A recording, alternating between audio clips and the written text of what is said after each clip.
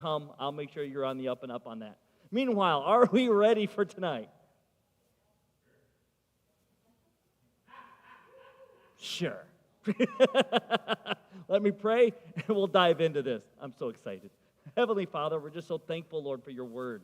And we are excited to be able to take this moment, dedicate it to studying it, reflecting on it. I ask, Lord, for wisdom. I ask for focus. I ask for clarity. Help us, Lord, to cut straight your word in a way that is appropriate, that we will leave here challenged and convicted to be more honoring to you and for your kingdom. And this we ask in your Son's name, Jesus Christ. Amen. So I did some really fun research this week because I could. And I ran across this. So this guy here, his name is Ismail Rivas Falcon. Okay, his name is Ismail Falcon, and he's in Spain. This picture was from the year 2001, where he broke the Guinness Book of World Records by pulling a train with his beard. Okay, so he attached his beard to the train. The train was 6,069 pounds, and he pulled that train with his beard 32.8 feet.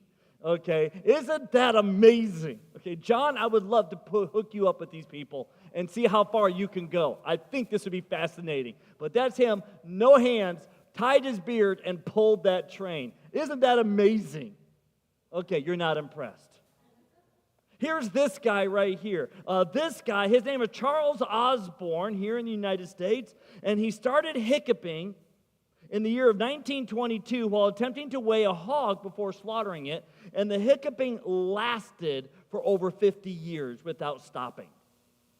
Okay, so this article in the paper was Man Still Seeking Cure for 56 Years of Hiccup, and then in February, one morning in 1990, they just stopped. No understanding is why, but it's the longest world record-setting case of the longest case of hiccups in the history of recorded humanity. Isn't that amazing? Wouldn't you like to have hiccups for over 50 years? No, okay. I see you're still not greatly impressed. Let me help bring this further. Let me introduce you to this gentleman. This is going to float your boat because this floated my boat. Okay, this was awesome. This guy here, his name is Roy C. Sullivan from Virginia.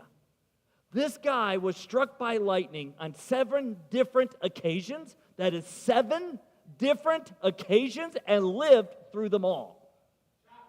Shocking, right? The first time was in 1942. Lightning struck him. He lost his big toenail.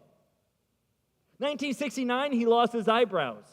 In July of 1970, his left shoulder was seared. In April of 1972, his hair was set on fire. He was struck again in August of 1973, where his new hair was re-caught on fire and his legs were seared.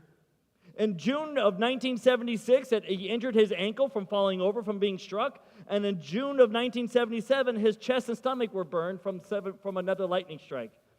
So he has been nicknamed the human lightning conductor. And is the record holder for the most times of surviving a lightning strike. Okay, so isn't that amazing? You're still not impressed. Fine. One more. One more. Robert Wadlow. Robert Wadlow is his name. Here's him. He is 8 feet, 11.1 inches tall. Okay, 8 feet, 11.1 inches tall. The dude is 0.9 inches away from 9 feet. Okay, imagine how much of a bum that would have to be. You're like 3/4 of an inch off hitting. I would imagine he'd be like, put socks in my shoes, something. Get me to 9 feet. I'm so close. Okay, but this is a picture of Robert Wadlow standing at this type of height, 11 feet or 8 feet, 11.1 inches. Tall dude, the highest recorded from Guinness man alive that ever lived that we have in recorded history. Now, he had a growth pathology problem. He had something wrong that caused, he was over 5 feet tall when he was like 6 years old. Okay, so he had a growth problem from the get-go. Something, if you want to know how tall somebody was without any type of growth disorder at all, well, that I can get you. His name is Agnes McCaskill. He was 7 foot 9 inches tall. This is a picture of him from the 1800s. Okay, in fact, this is, I don't have the exact year, but it was in the 1800s that he lived.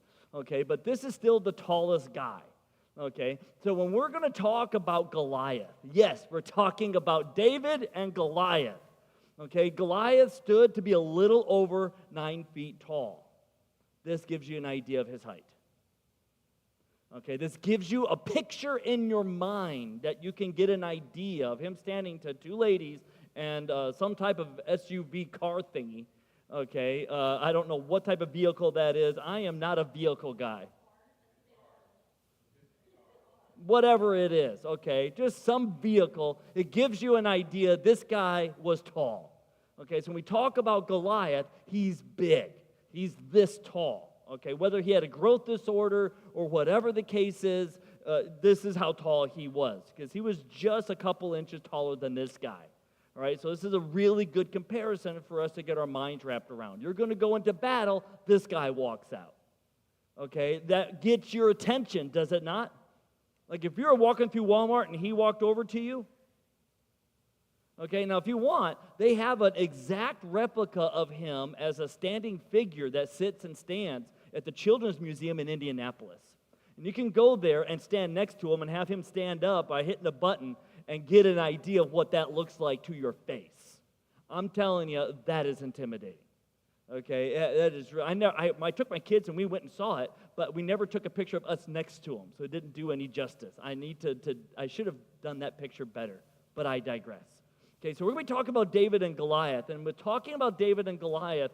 I know what some of you might react like some of the high schoolers did when I talked about this many, many years ago at a youth retreat. It was like, David and Goliath, and they were like, David killed Goliath. He was big, whoop-dee, boring.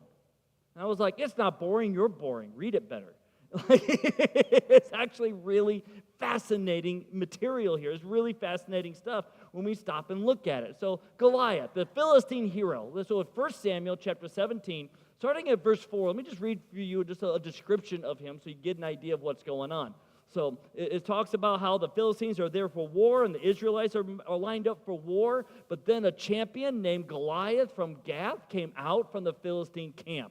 Right, so everyone's like, yeah, yeah, and all of a sudden, boom, boom, boom, out comes Goliath, okay?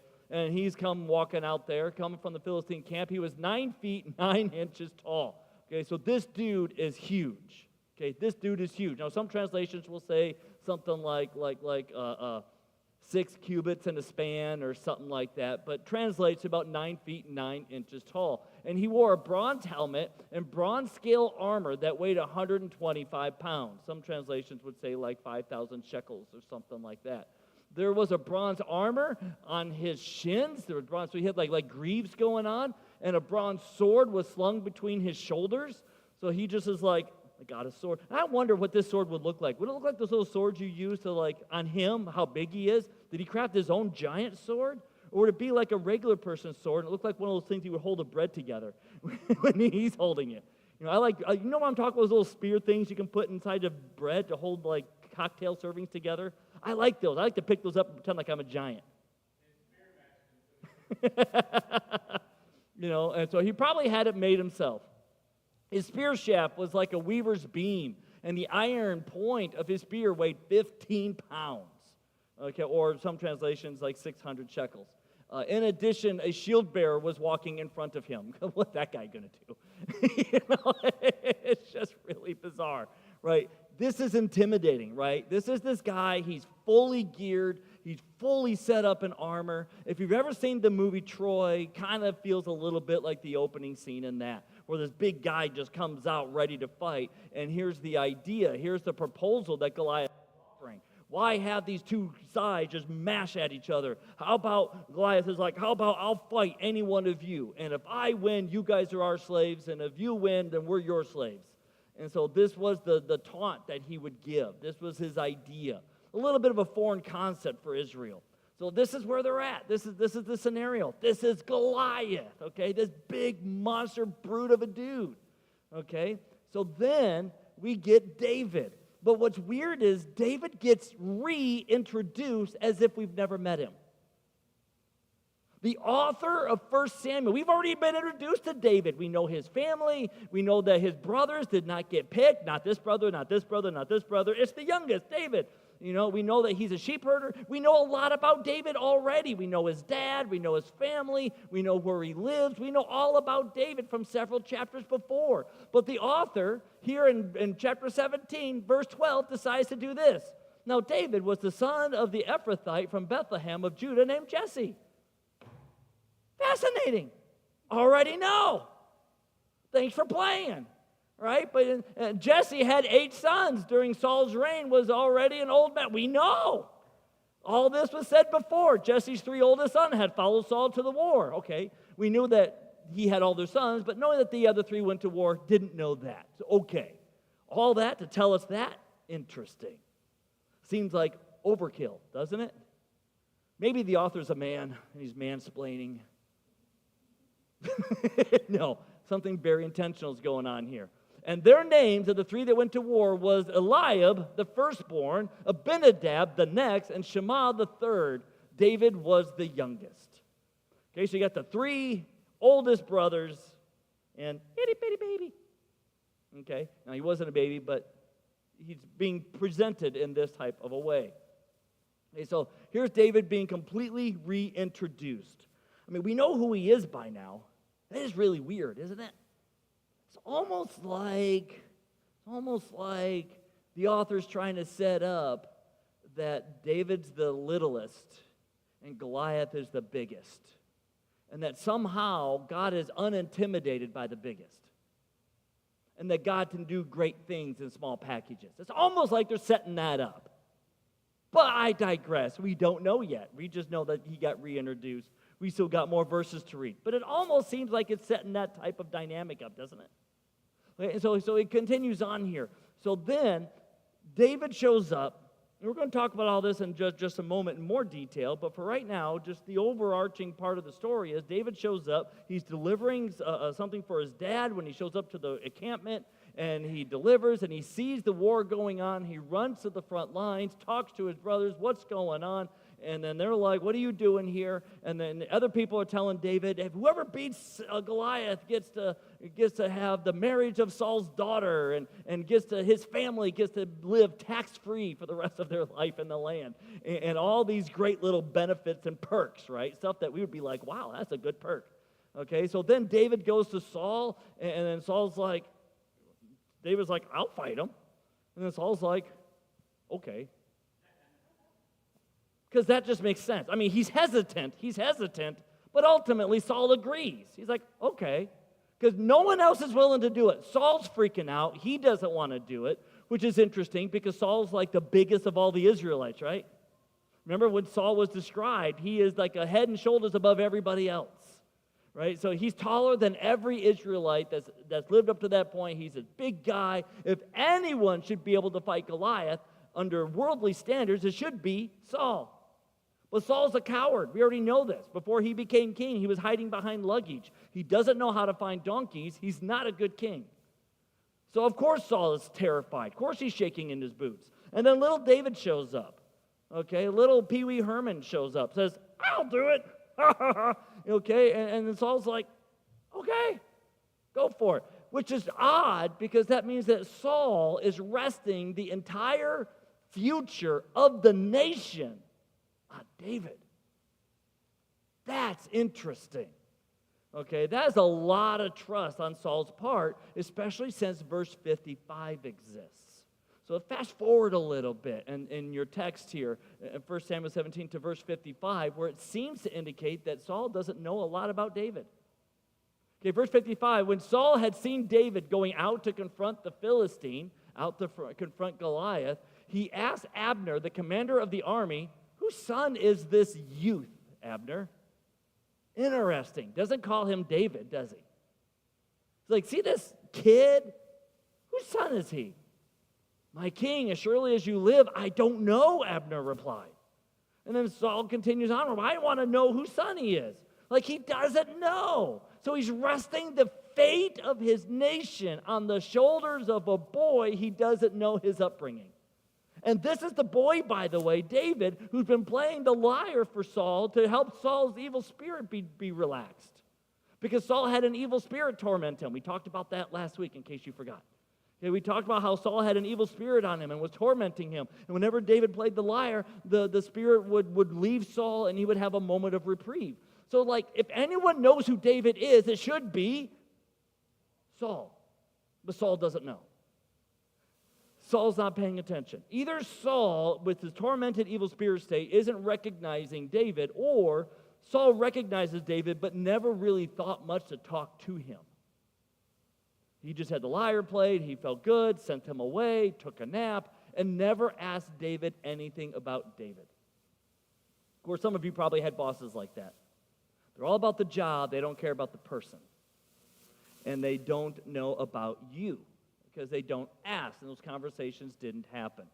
And so it's a weird verse that Saul doesn't know, and especially since he doesn't know that he would put the security of the nation in David's hands. Very risky. Very risky. Could you imagine what that would be like today? Oh, wait, we probably shouldn't think on that too hard. Okay, and so nonetheless, we got this weird, odd situation. So David goes out to fight Goliath. And Saul had given him armor. Here's my helmet. Here's my breastplate. Here's my sword. And David's wearing it. And he's like, Saul, you're like, 6'9". I'm 5'7", going to heaven. And it's like, this doesn't fit me. The breastplate goes down to my knees. It's more like a pair of shorts on me or a dress. This isn't going to work. The sword is like big and it's clunky and it's heavy. And David's like, I don't want all this stuff. So he rejects all the stuff, and Saul's like, okay, what do you want? And so David goes and he grabs what? He grabs his stick, his shepherd's stick. He grabs himself a piece of leather with some rope attached to it, known as a sling. And he also grabs himself what? Everybody knows about the 5 stones. I want to ask the weird question, why stones? I have questions. Of all the things to grab, why stones? And I know some people, when I look this up, I look at commentators, and I'm like, why stones? I'm looking up in the comment, and they constantly kept saying, well, this is great for David because he's small, and so this gives him a attack advantage of distance. Always attack advantage from distance because you don't use a sling up close, you use it from a distance. So he used stones because of that distance so that he had an advantage over Goliath. To which I say, baloney. Because David's argument to Saul was he wrestled a lion and won with his bare hands. He wrestled a bear and won with his bare hands. Okay, and so David has a history with his hands at beating enemies quadruple his size and strength. And the God that has been with David in the past is the God who is with David in the present, so he doesn't need anything. His hands would be enough because of God, right? I don't know about you, but if a lion came at you, my hands will do nothing. If a bear came at you, my hands are doing nothing. Like, I'm not taking a bear down with my hands. Okay, but David did both of those. So he took stones on purpose. Not because of some type of advantage, because his advantage is who? God. He doesn't need the stones. He didn't need them for the lion and bear. We need them for our system at the moment. Okay, so he didn't need the stones. So why get them? What's that even about? So I looked into this more for you guys. You're welcome. And I found something really fascinating about these stones. You know how big these stones were? Like, we have got to get these little pebble river rocks out of our head. Here are ancient Near Eastern stones that David would have used that were found. It's at the Archaeological Society and the museum in Britain. They are about the size of a tennis ball to a softball. Okay, here's somebody holding one. These are the stones that were in David's sling. You get hit with one of these, what's happening? Okay, you're going to meet Elvis face to face. Okay, you're going to have Tweety birds all around you forever, right? It's not going away. Like, this is a death throw. Okay, I mean, whenever I think of David, I have always seen the cartoon books of these little itty-bitty river rocks you decorate your house with. And they weren't like that at all. These were huge because they came from the wadi. Okay, this is a ravine that usually has water in it in the rainy seasons. But at this point in time, it would have been dry, and these are the rocks that came from the wadi. They're big rocks, okay, the size of a softball, a grapefruit, a tennis ball, a baseball, okay, and this is what David's putting in the sling and what he's whipping out, okay, so you're not just going to take a little thing and go, whee! That's not what's happening, okay, these things have weight. Have you held a rock this big? And you sit there, and if I were to put a rock this big in a sling, I'm hitting myself. I'm being honest with you. I'm going to be like, whap. I'm going to be that Ewok in Return of the Jedi, right? It just isn't going to work for me. Okay, so these rocks were huge, absolutely huge. You do not just pop it in and just wink and be done with it. That is not how these work. Okay, this is impressive.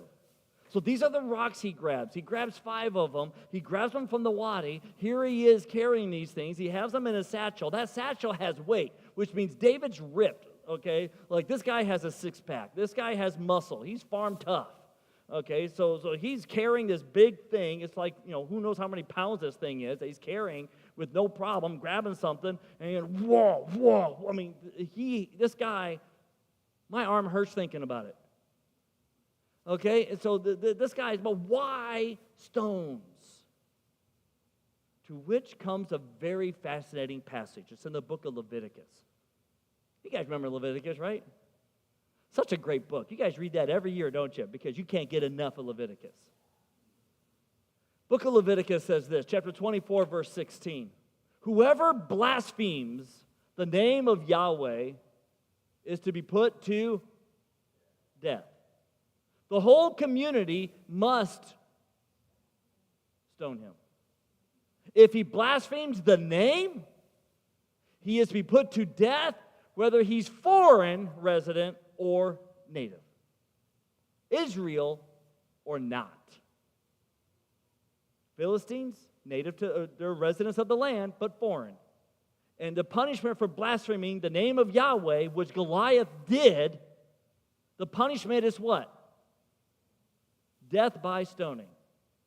Now I ask again, why did David grab rocks? Because David's a man of faith like you can never imagine. He is upholding Levitical law. He is like, this guy has offended and blasphemed God. I am not going to take this lying down. He deserves to be stoned under the law of the land, so I'm getting stones, and we're going to do this right. And David shows up not for war, but for upholding the honor and integrity of the name of God and to administer justice. That's David's attitude here. This is one of the reasons why he's so confident. He's not there for war. He's not there for just battle. He's not there just to be a hero. He's there to administer justice and upholding Leviticus. Well, that's a whole different perspective now, isn't it? Of why he picked up stones. He is there to be what he is supposed to be doing and is going to take out Goliath. And so he does. He takes that stone and he wails it. Goliath is charging at him to fight, hits Goliath in the head, and kills him. Now, I know there's a lot of debate over when Goliath died. Because it says that it hit Goliath and killed him, and he went face down to the ground. And then it says that David walked up to him, killed him with his sword. And then it says he cut off his head, killing Goliath. So we get 3 killings of Goliath. So when did Goliath stinking die? The answer is at the stone. The answer is actually at the stone. Now, I always thought it was at the sword because David killed him with the sword. But what happens is this. Goliath died, and then in that culture, there's what's called 2 deaths that take place, or 2 recordings of deaths. So you have where they have died, and just in case there's any confusion, They grab a sword and they run it through the dead body, killing them again, even though they're already dead. And sometimes they remove the head so that there's absolutely no doubt, because when you lose your head, you're really dead. Right? Like there's no misunderstanding that, especially when David cut off the head, carried the head, and walked through town. Okay, holding it like it was a jack-o'-lantern box looking for candy. Okay, I know there's an image for you. Okay, but that's what he's doing. He grabs the head and he walks through town with it. And he's like, woohoo! Declaring the victory. Because there's Philistines in the area, letting all the inhabitants know Israel won. Israel won. They are the victors here. The great champion, down. Okay? He thought he was all that, but then when push came to shove, he just lost his head. No. No, David saw Israel as being behind. This was a way of getting ahead. Come on. We can have some fun with this. Okay, just a little bit. Okay, and so this is the situation. Now, I want us to back up a little bit because there are some things I want us to be able to take home that we might not have considered from this text. Some things I want us to meditate on. And I want us to back up a little bit and notice David's oldest brother. He does not get talked about enough. Okay, this part of the story gets ignored. None of my commentaries really covered it. When I took my Old Testament theology class and they went through all this, they didn't cover this at all. I'll throw them under the bus. I don't mind. They might. Okay, but they don't talk about Eliab that much. Because Eliab argues with David, and it's fascinating. David shows up for battle, and Eliab insults David. And this goes unnoticed way too often. So check this out. Just like an older brother, isn't it? Check this out. So David's older brother, Eliab, listened as David spoke to the men, trying to find out what happens if who wins. Okay, trying to figure out the deal that was going on. What's happening with Goliath, what's all taking place. And Eliab became angry with David. How many of you here are the oldest in your family? Okay, quite a few. Have you ever been angry at the youngest? How many of you are the youngest in your family? Okay, have you ever had any of your oldest siblings get angry at you? Okay, so you can relate. He became angry at David. What are you doing here, you spoiled brat? What do you think you're doing? Why are you asking all this? This is man's work, not child's work. You need to go back home. So he's angry with him. He's angry with him. And so Eliab charges David and says this, "Why did you come down here?" Eliab asked. "What are you doing here? What's wrong with you?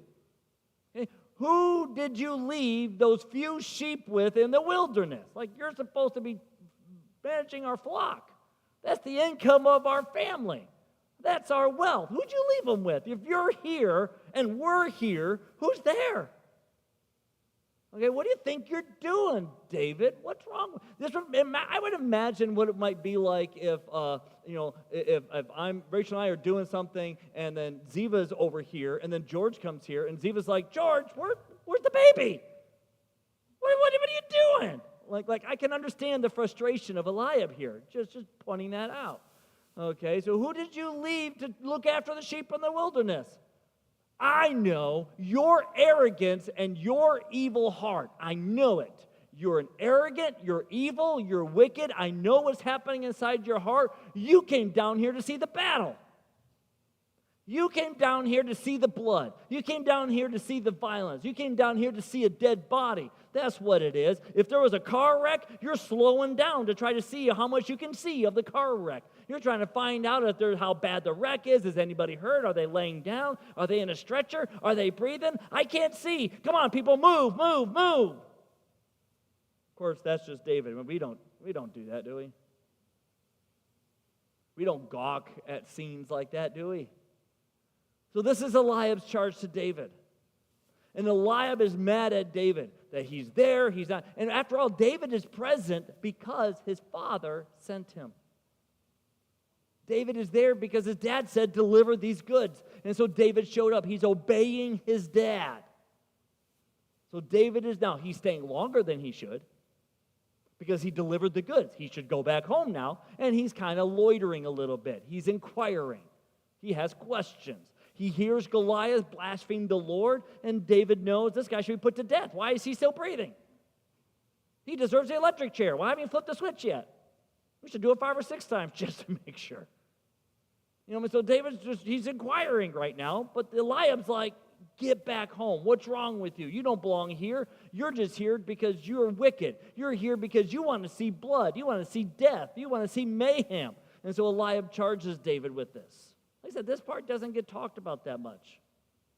And it's fascinating that Eliab argues with David. But notice, David does not argue with Eliab.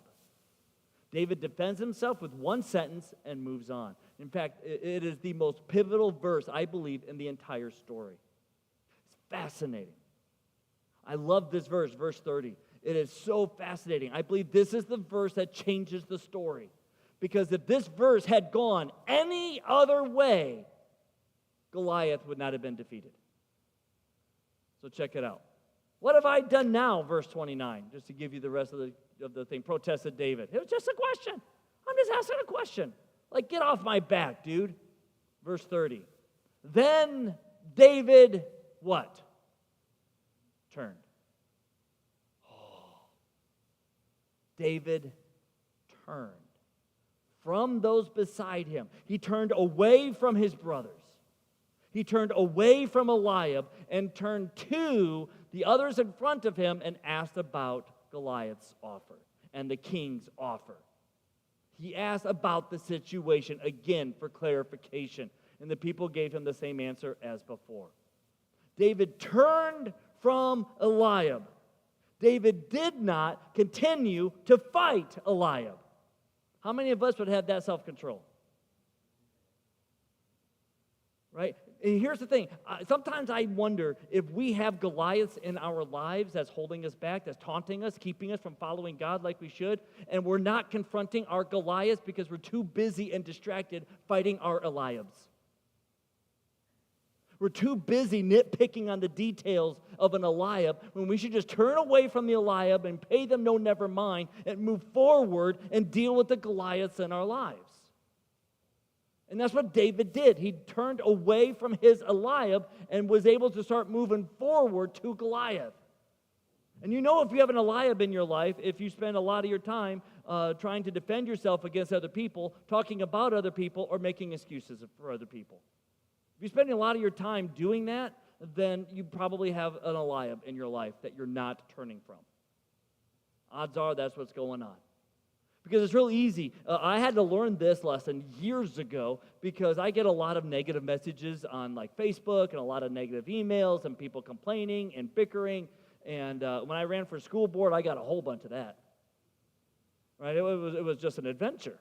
Right? And I had to, and it didn't bother me because I already learned in advance that people say stupid stuff. They're Eliabs. I have a Goliath I have to deal with. I don't need to waste my time with these Eliabs. I don't need to waste my time because I got like 10 people that like what I said, but I got this one person who hated what I said, and then sit there and obsess over the one. Sit there and go, why don't they like, why are they, how do I really show them that they're wrong? How do I show everyone that this person is really the moron and not me? And and then all your energy goes into the one. And you're just dealing with an Eliab. You just need to turn away from them and continue on for what you need to be dealing with, the Goliath in your life, whatever that Goliath is. But it's real easy for us to get distracted.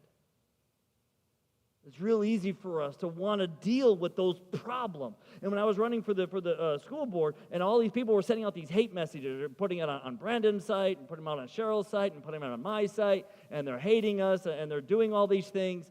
And I'm like, yeah, whatever. And I'm just moving on because I'm focusing on my Goliath. And the other two, like, every now and then would come to me and they'd be like, how do you do that? How do you put up with all, like, why aren't you replying to them? I'm like, they're not worth my time.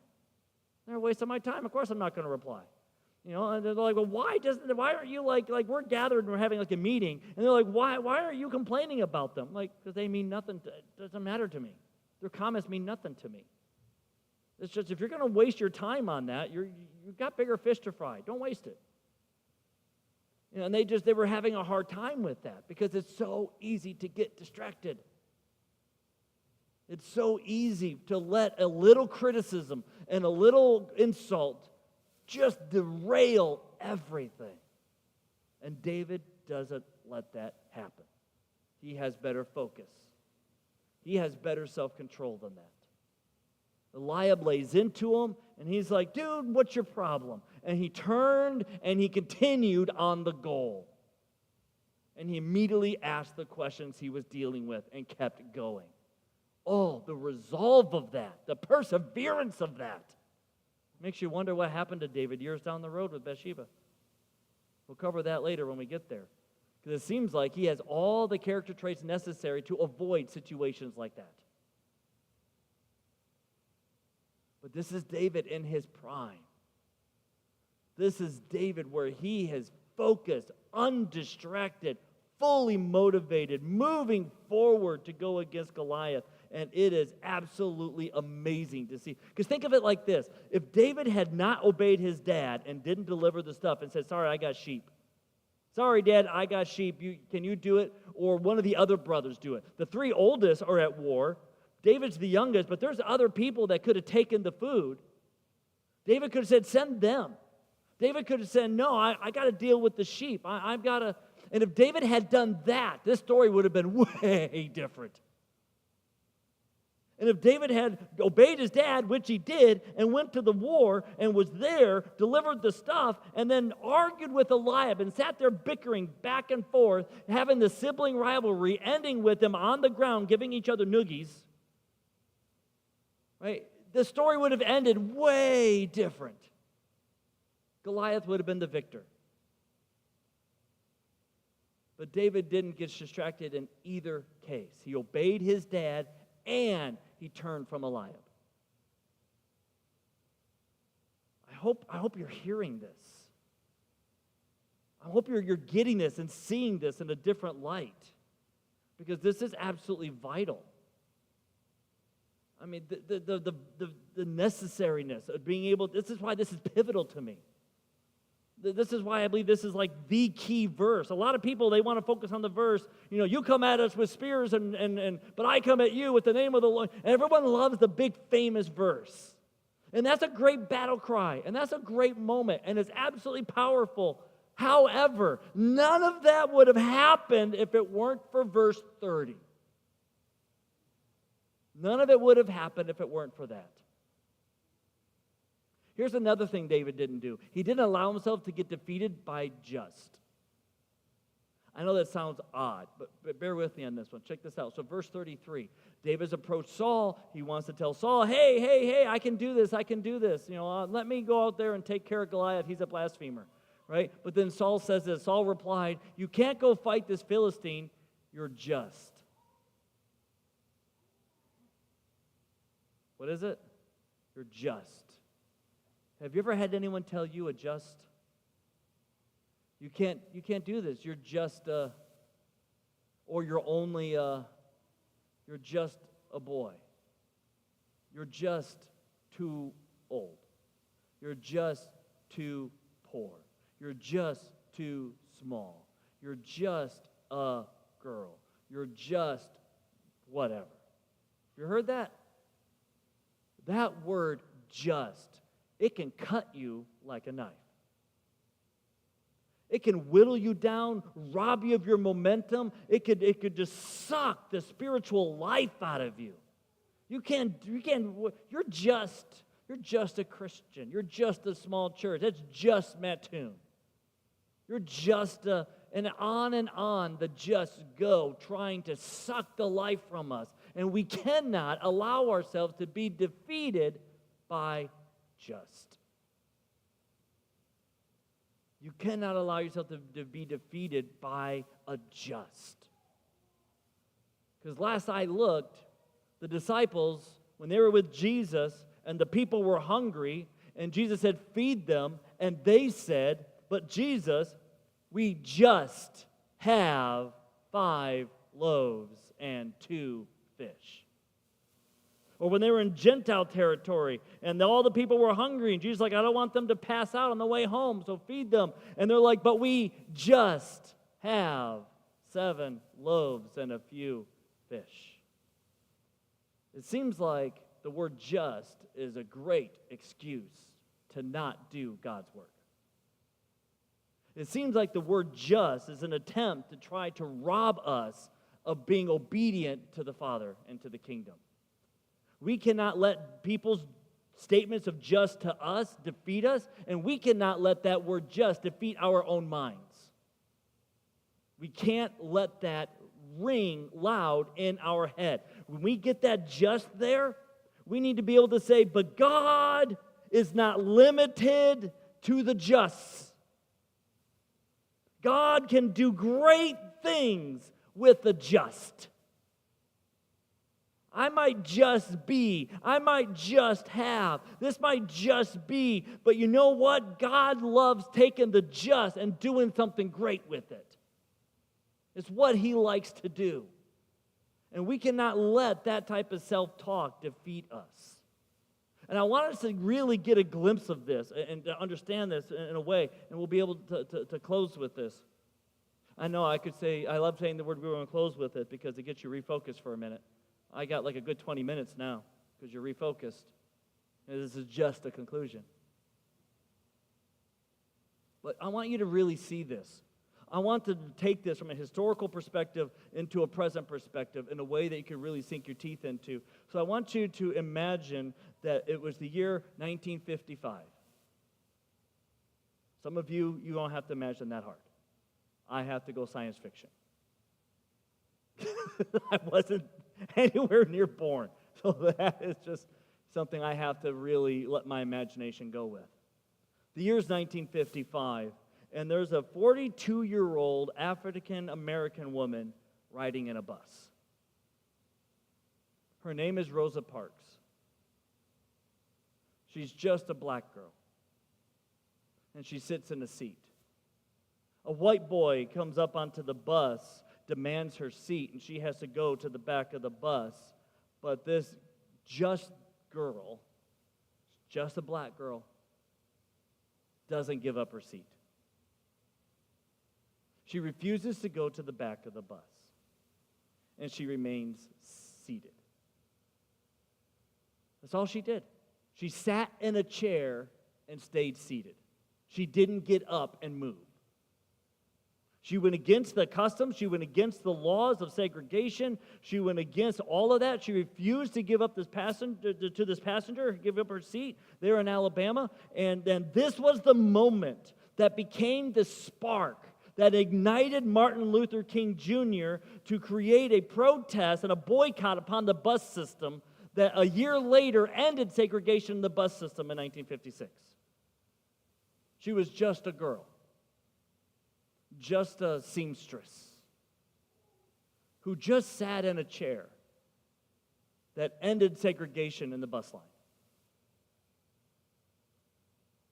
Now we enter in a society where Christians are asked to give up their seat. And they need to go to the back of the bus to make room for LGBTQ. They need to move to the back of the bus because we need to make room for progressivism and liberalism, and we need to make room for queer books, and we need to make room for all these things. And the question is going to be, what is the Christian going to do? After all, you're just a Christian. And this is just a sexual revolution, and this is just a country. And it's just a decision to be made every day by Christians. And the question is going to be, are we going to stay in our seats and stand up for what's right, or are we going to falter, argue, and end up in the back of the bus? See, we have some real Goliaths today. And we could get distracted and argue with Goliaths all over the place. Argue with our hairdresser, argue with our brothers, argue with people on the phone about this bill and that bill, and on it gets to go. But in the end, we got some real Goliaths we have to deal with. And the question is going to be, are we going to stand up for it? Because the Goliaths we're facing is blasphemous.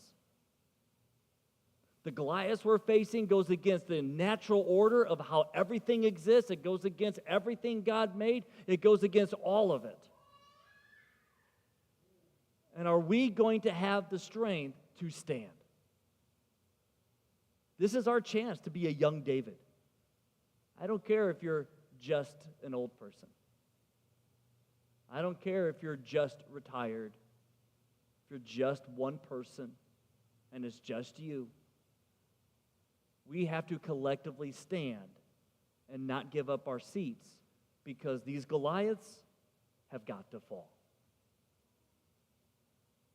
That word of prayer.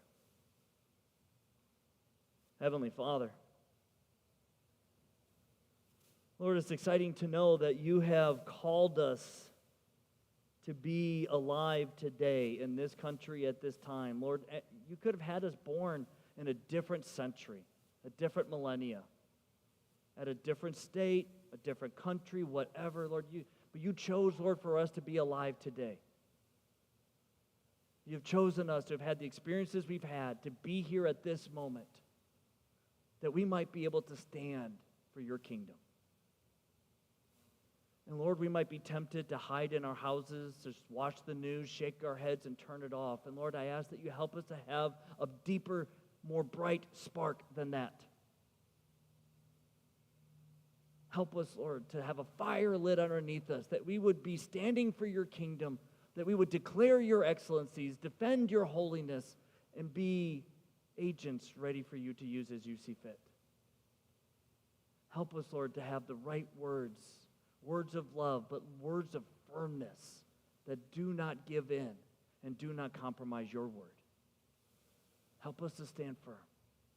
So in Jesus' name we pray. Amen. And you guys are dismissed.